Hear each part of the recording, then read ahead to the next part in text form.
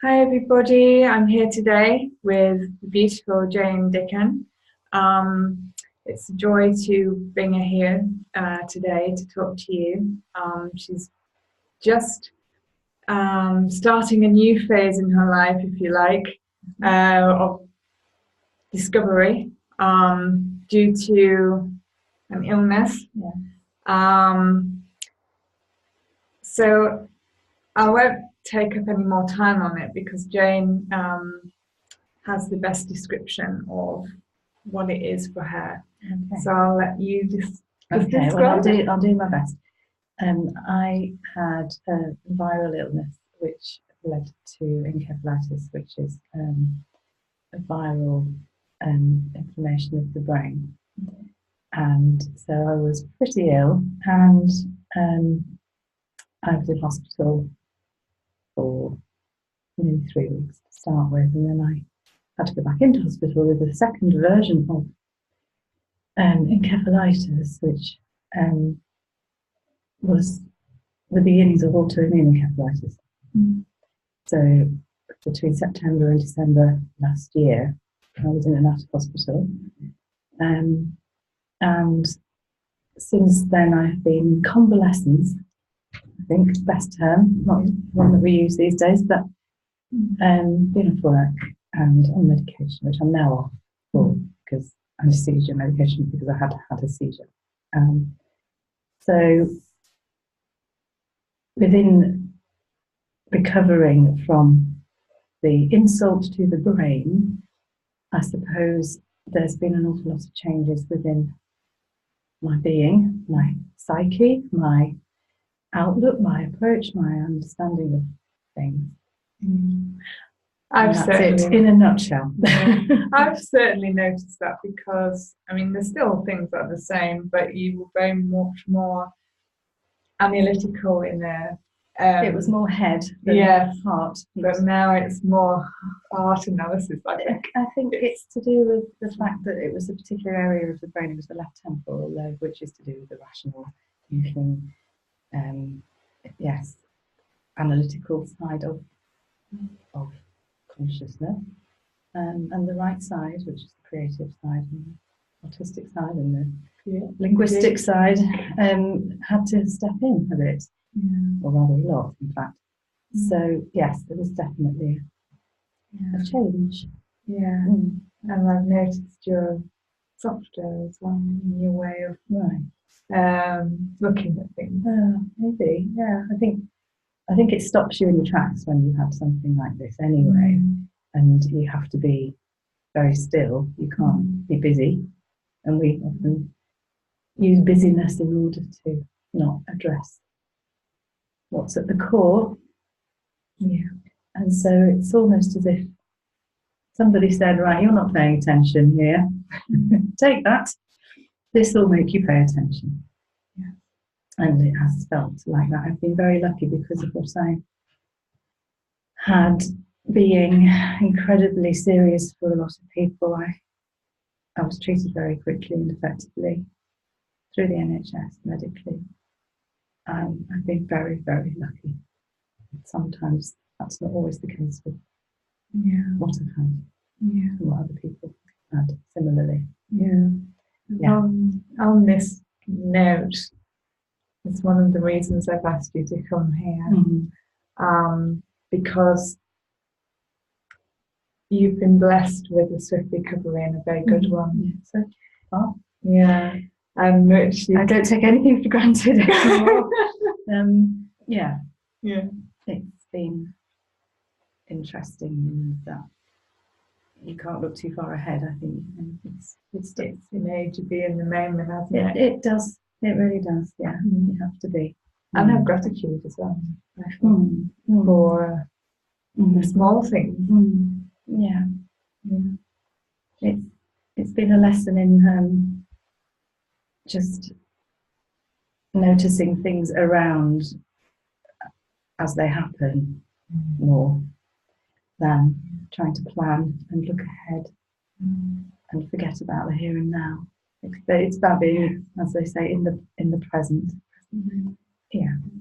What I've noticed as well is you've grown in a sensory sense, in a way that you connect with people and you can see who they are a bit more and connect with their genuineness or not a bit more.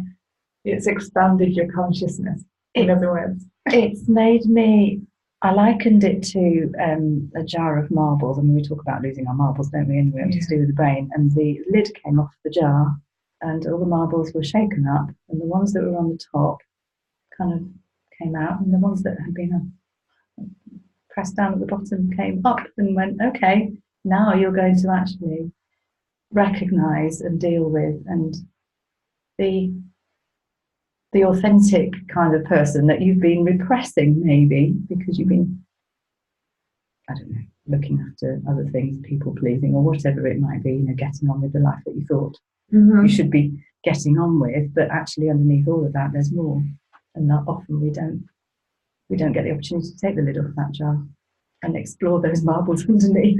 That's very true. That's very true. And I think that's what this did. It rearranged all of that. Yeah, it brought your beauty out to be seen. Yeah, on the soul level. It's challenged me to recognise things that I didn't particularly, not that I didn't want to recognise, I just haven't made time.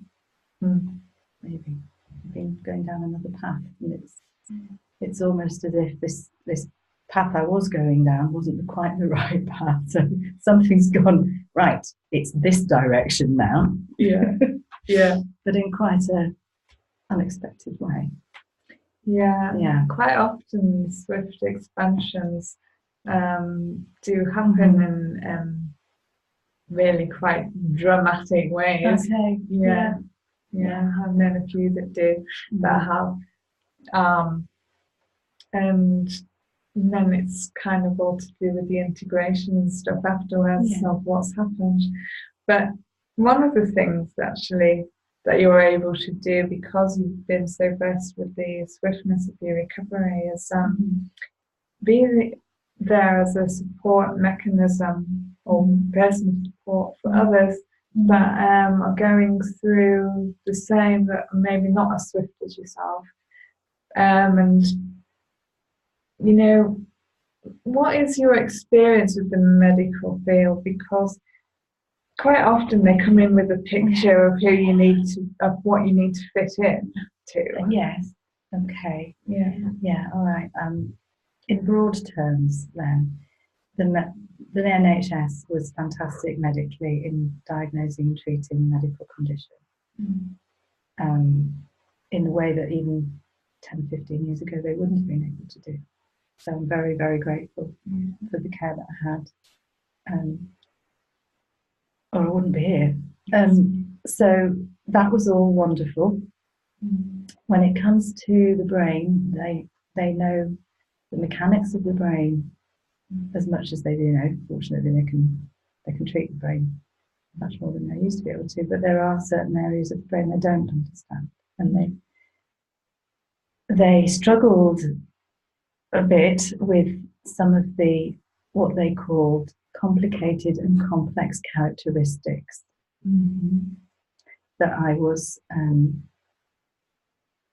evidencing, for want of a better word. And the consultant wasn't quite sure how to explain what he called auditory hallucinations. And so between the psychologist, the psychiatrist, and the consultant in the neurology department, they were unable really to encapsulate in any of their medical opinion or knowledge or understanding or explanation exactly what I was experiencing. And besides scaring me to death with the description, auditory hallucinations, which obviously when you read up, it's not a positive experience to have that happen to you, and it didn't describe what had happened to me at all. I mean, that's an issue. I mean, words are just words. This is the point that we're going to make across now. and labels are just labels. Right. Yeah. Yeah, they don't define you. No, they don't. They're, you know, it's Mhm.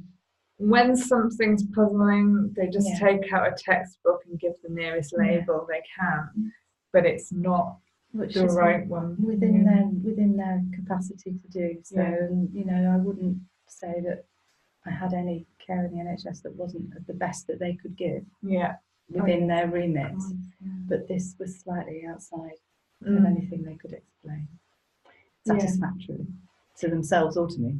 Yes. Yeah. Yeah. Yeah. Because I mean, even from my own experience, I have always had kind of well, it's so difficult to put it in a way that is understandable because when you're of spirit, I call it a conference with God. Mm-hmm. I do go deep within myself and I just talk with the formless oneness, the source, God, whatever it is for you. I talk to them as though they're a person. Mm-hmm. And I do hear answers. Yeah. I hear responses. And this is what I do. Okay. But when somebody hasn't been like that, and they come back from an illness, and all of a sudden they can, if you like, have confidence with God.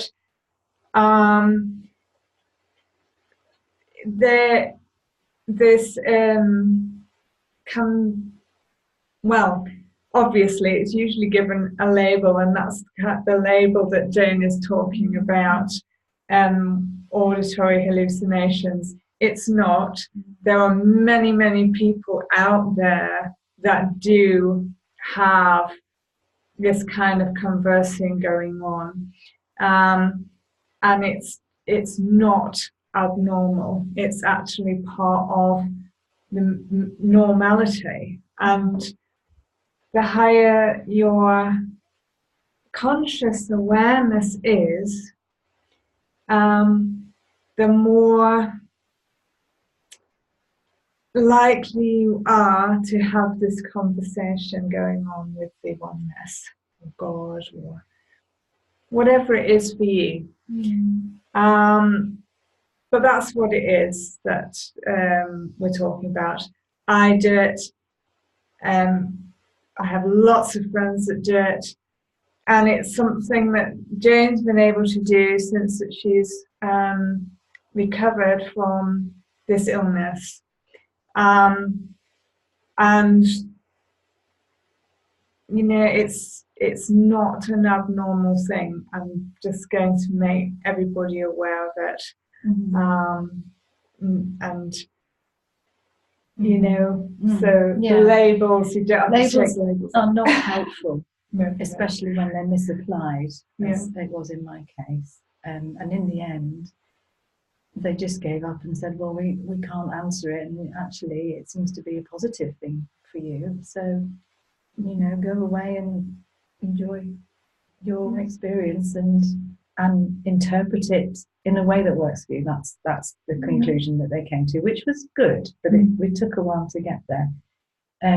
As the psychologist said, who was very open-minded to the whole thing, and she was quite cross with the consultant, not cross, but she kind of said, I wish they wouldn't medicalise everything, she said, which was great. And she sort of prefaced a meeting with me by saying, you know, there are stranger things in heaven and earth than are dreamt of, and all of that. And I think she truly believes that. So it was a safe space then with her to talk about it. So I think this is an important part, because there's so many people out there that think they're abnormal because they can talk with the oneness or God or whatever it is for you. You call it what you want to call it, what resonates with you in the moment of, but it's not I'm going to reiterate it, it's not abnormal. But if it's a sudden occurrence, it can feel a bit strange. Yes. Yeah, I think personally, obviously, everybody's different, everyone's individual, everyone experiences things in their own separate way, and sometimes it's hard to find the words to explain what you're experiencing if it's something that you've never experienced before. So and people say, do you hear voices? And it's like a dialogue in my head. We all talk to ourselves in our head silently. We call it an internal dialogue. It's actually an internal monologue when you speak to yourself, but when you're genuinely talking to another person, or being, or someone else, it becomes a dialogue, a conversation, and that is how I experience it, as a conversation. But it's in my head, so I don't hear anything. Yeah, it's what. Otherwise, if we all heard our own internal monologues, the world would be a very noisy place. Wouldn't it? It would. Indeed. That film, What's She Really Thinking? That Mel Gibson film. What do women really want? What do women hear? want? You could hear all the women's thoughts, couldn't you? It would be like that. It wouldn't be like that. It's not like that. Yeah. Don't hear voices. But I do have a communication with a particular person who I knew and who passed away, and who had a gift, and when he was alive he had this ability which he shared with me, and it was very clear that it was genuine and authentic, and so he's come back to help me through this bit. And one of the interesting things, I suppose, and I don't want to go into too much detail about it, but because when we were spending time together, it was 20 years ago now, I was living in Spain, he was Spanish, and so the conversation on his behalf is in Spanish, which is why I know it's not me, because my Spanish was never that good. It's getting better now. I have to use Google Translate a lot. And so the conversations are very authentic in terms of like we're talking now. It's a conversation. And because the term auditory hallucination was so unwelcome, I said, okay, well, what do we call this? In Spanish, charlamente means mind chat, which is a lovely term. It's not my term. It's the same way it sounds in Spanish as well, isn't it? Yes. Yeah. It's been some things that are said, and I think, gosh, it doesn't sound half as well in English as it does in Spanish. I'd never have thought to say that, probably even in English, but in Spanish it sounds even better. Yeah, it does. So that's what we have. We have charlamente. Yeah. So yeah, and this is a wonderful way in which you can support people that not just that have had the same thing as you, but people that are just having this experience that don't understand. Something out of the ordinary. You have a listening ear for them. Yeah. Yeah. I think it makes you realise that we judge other people all the time, don't we, without realising sometimes how much we do. And I'm standing in judgment of my own self on this sometimes, because there's still part of me that thinks you do sound like I've completely lost the plot when you talk about this. But actually, this is part of who I am and what I am and how I am. And it feels okay, and it's good, and it's positive, and it's real, and it's another dimension to the whole of me. Yeah, and it's a beautiful part, and it has been very positive every time. Everything about it has been positive, which is why I know that it's the person that I know. Yeah, and knew. Yeah, because when you know somebody, and it's that person. Yes. Yeah. And that's it's nice to have that kind of integration. Yes, it is an integration, isn't it? And you described it in a way that other people have obviously failed to do through, talking to me. Yeah, many call it a walk-in. Yeah, because it's an integration of two as well. Yes, and actually, there was a comment made about that.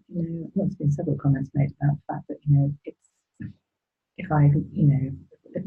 if I'm trying to decide to do something and I'm struggling with the positive or the negative of doing that thing, the advice might be, for example, ignore me, because he'll say, do it this way, and I'll be like, I'm ignoring you, I don't want to do it, and he'll say, ignore me, you're ignoring yourself. And there is that sense of, is it two in one kind of thing, which we do on our own anyway. We have an internal monologue, about we'll prevaricate and we'll make excuses and all of that. But when there's somebody there with you saying, come on, and it's not yourself,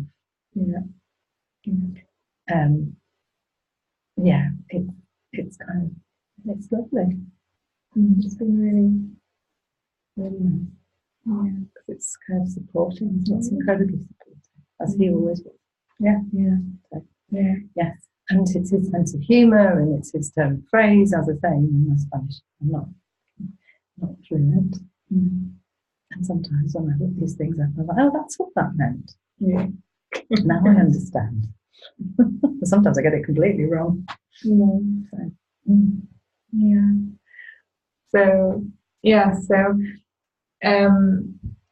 When you've recovering, because you've been recovering for a year now, haven't you? From anything, not just what Jane's had, but anything, and you have this experience, it's absolutely normal. It is. It takes a bit of getting used to. It does. If you've not been used to it, yes, but it is normal. And as humanity evolves and grows and expands, it will be understood. That actually certain types of illnesses, when people just kind of have NDEs, if you like, or seizures or things, and come back, they're usually expanded in a way that just allows for more awareness, doesn't it? It just gives you. I think it's an unexpected awareness, very much so. And obviously, having not experienced anything like this in my life remotely before, in a clear way, so to look back and think, maybe pick things up here and there, but you'd never sort of give any credibility to it. I can't ignore this, and it's totally credible.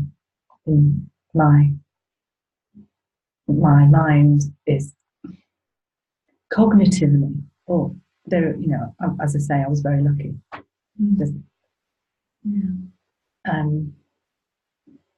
I know that I can analyse this in a cognitive way, and it stands up.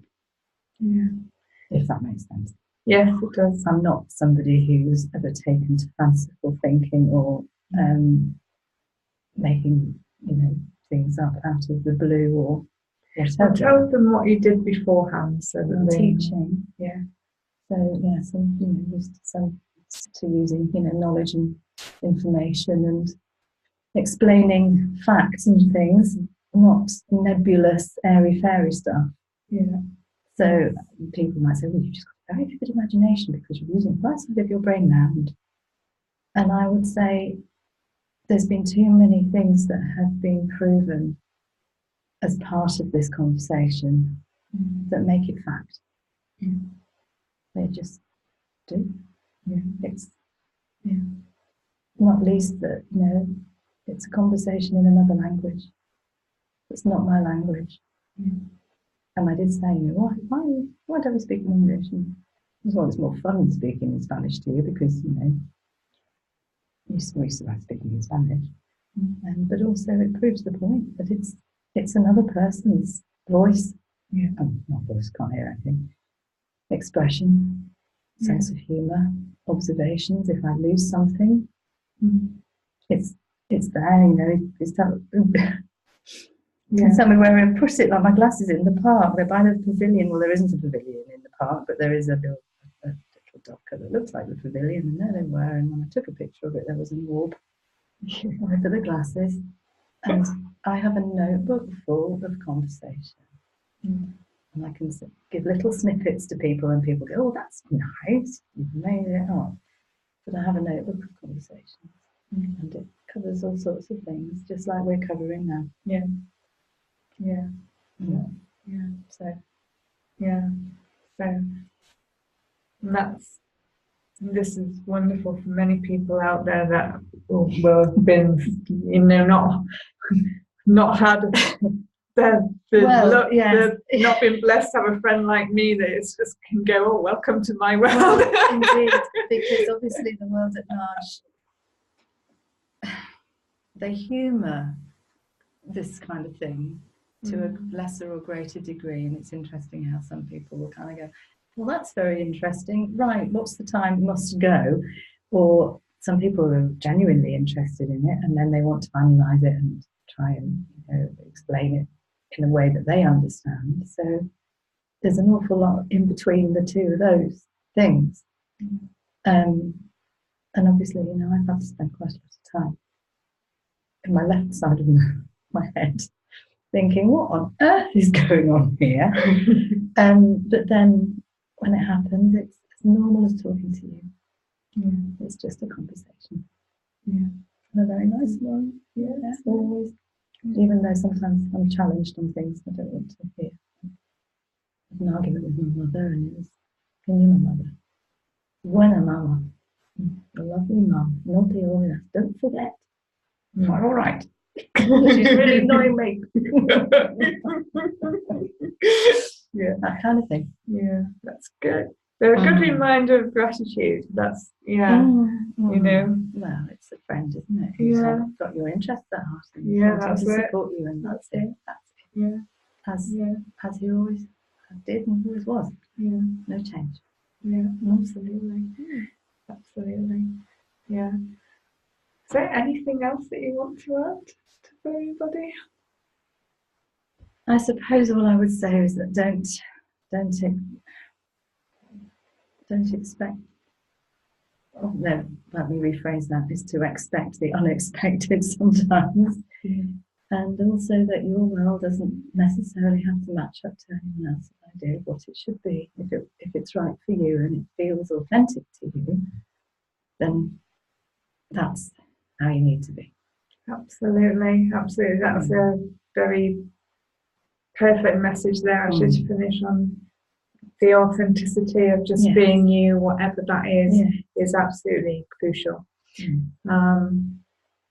And you know, you can connect with the interview and with James through the website www.consciouslivingglobal.net, and she'll love to help you if you need to just have that little bit of understanding. If I can. Obviously, you know, it's a specific experience that I've had, and possibly a fairly unusual one. But that is how it has. There'll be more people out there than you think that have similar ones that would love to have that recognition of support.